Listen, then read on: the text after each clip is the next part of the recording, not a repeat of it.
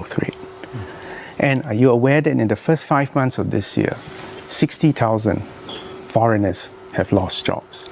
So my question to you, taking all this into account, what else do you want us to do to fulfill what you started off with as far as PMETs are concerned? Thank you very much, Dr. Balakrishnan. You have a minute and a half. Thank you very much for your question. I mean, the facts still remains that we amongst us, the 400 over 1,000 numbers of foreign PMETs working here.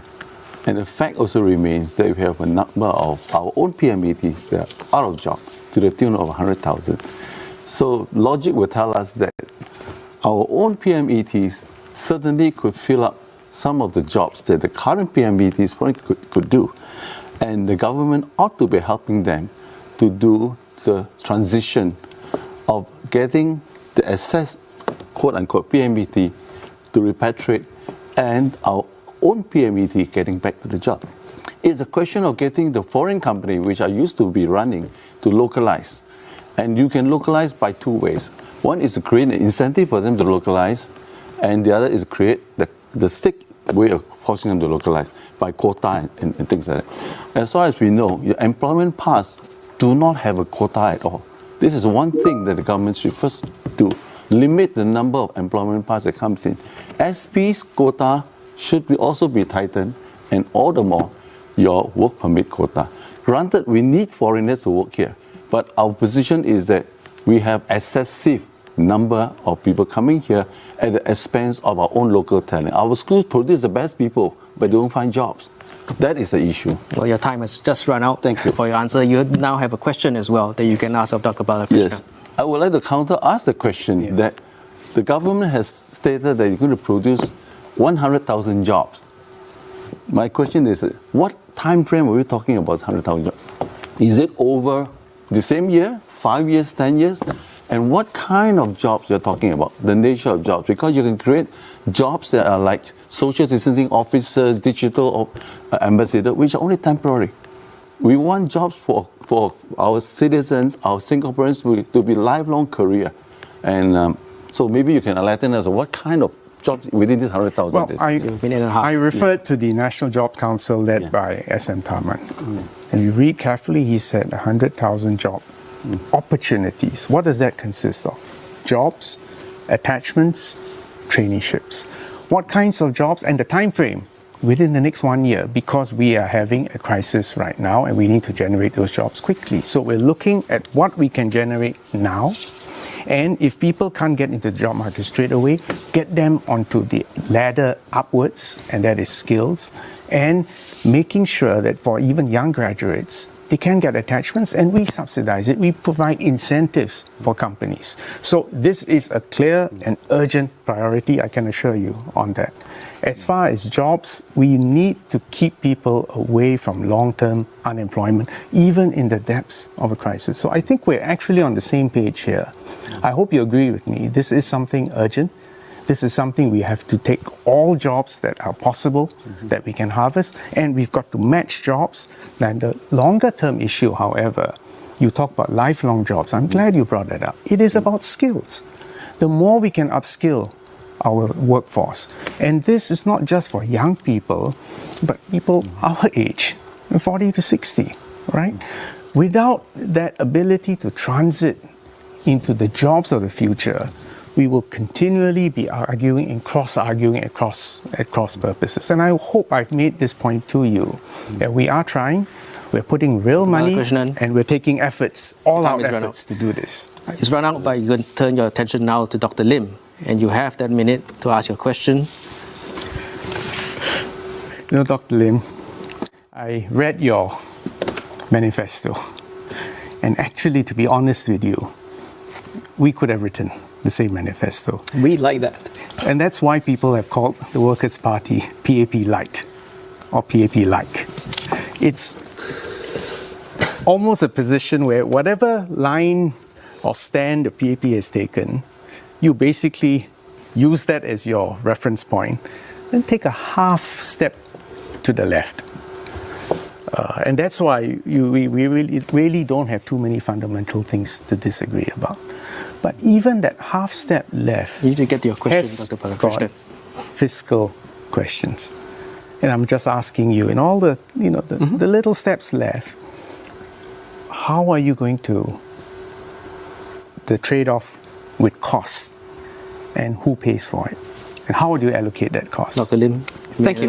So thanks for the question, Dr. Balakrishnan. I think the kind of meta point Yes. that is being asked is that whether we are in fact just equivalent to the PAP. And I think we have often emphasized in the Workers' Party that we do not necessarily object to policy just because of the sake of objection.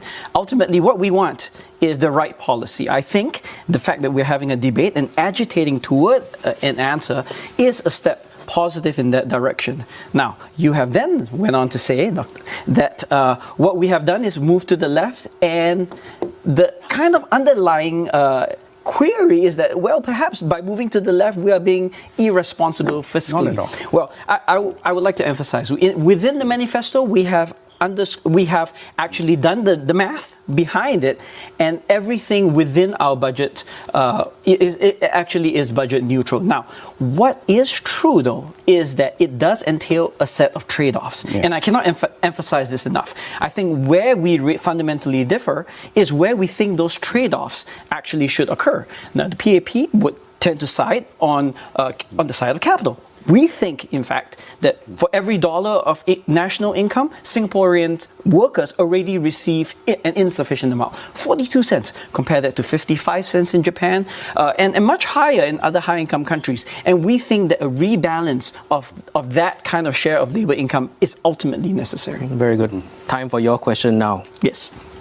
So I will likewise ask Dr. Yes. Balakrishnan a meta question. Sure.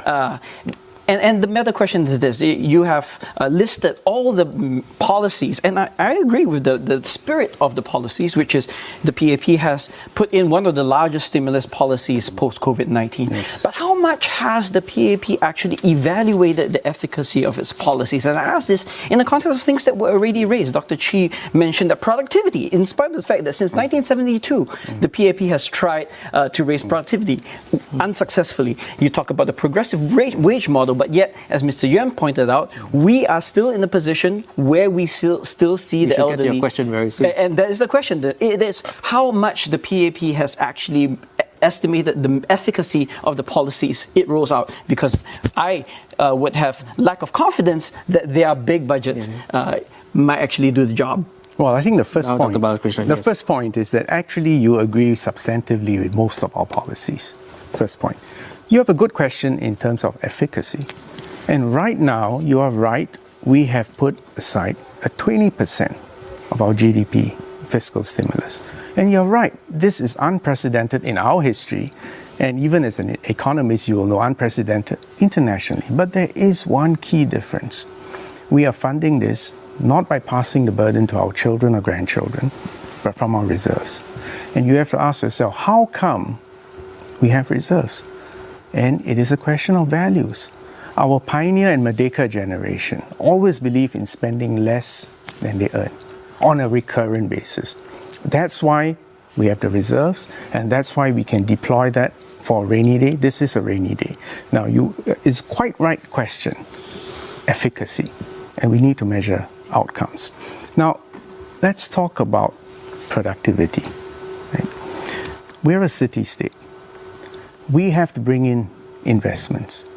And some of these, and you will know full well, the nature of these investments, high capital investments, high tech investments, high intellectual property investments, will not generate the same labor share of much of the last industrial revolution. So I think you, to be fair, you need to realize, and I think in your own writing you've acknowledged that simply minimum wage does not shift that percentage I have to stop you there, Dr. Balakrishnan, and turn your attention to Dr. Chi now, because now the two of you can have your questions, and your minute for your question to Dr. Chi starts.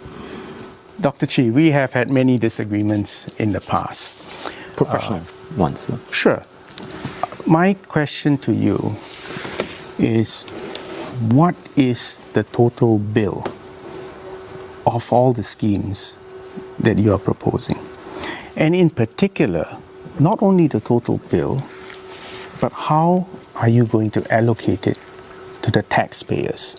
And specifically, how much and to whom? Now, I know you said, the 1% or reintroduce estate duty and all that, but I think my voters want to know what the total size of the bill is and who bears it. And some of your proposals have got very big holes in terms of fiscal deficits. So please enlighten us. Dr. I'd Chi, be very minute and a happy half. to. I'd be very happy to.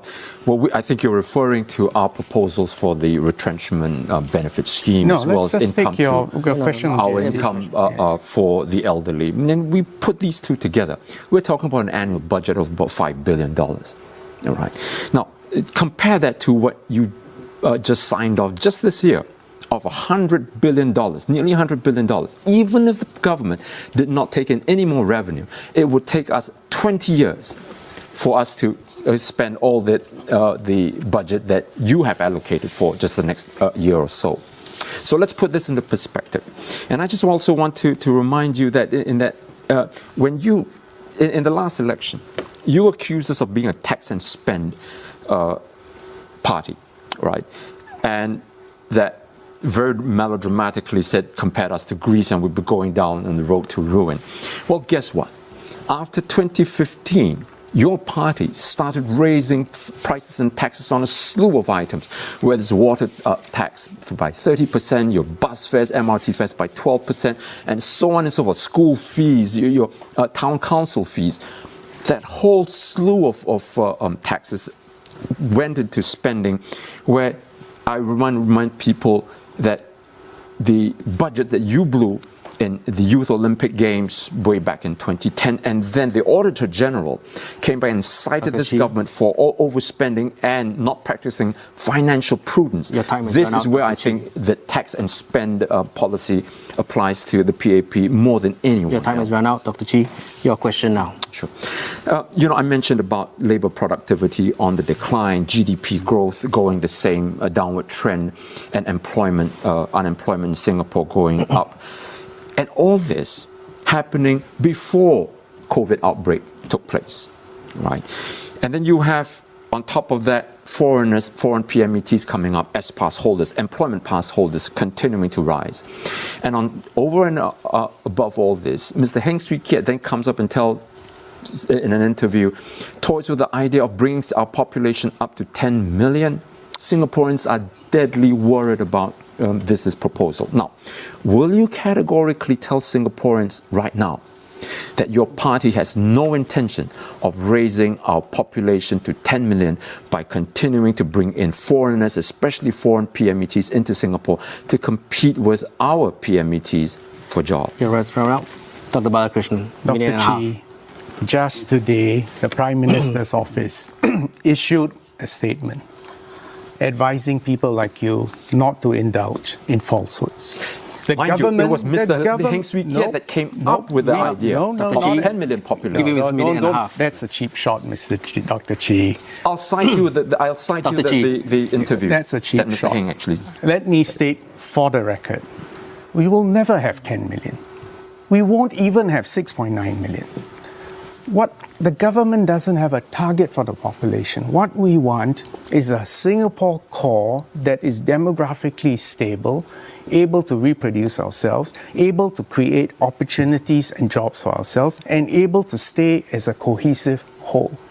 It is not a target, and it's certainly not 10 million, and you are raising a false straw man. That is a false statement. And we have said so, and we will say so again. So I've answered your question. But since I've got some spare time, right? 28 seconds. Yes. On GDP, by any stretch of the imagination over 55 years, it has been an incredible journey. On productivity, I checked the figures. If I ask you, in the last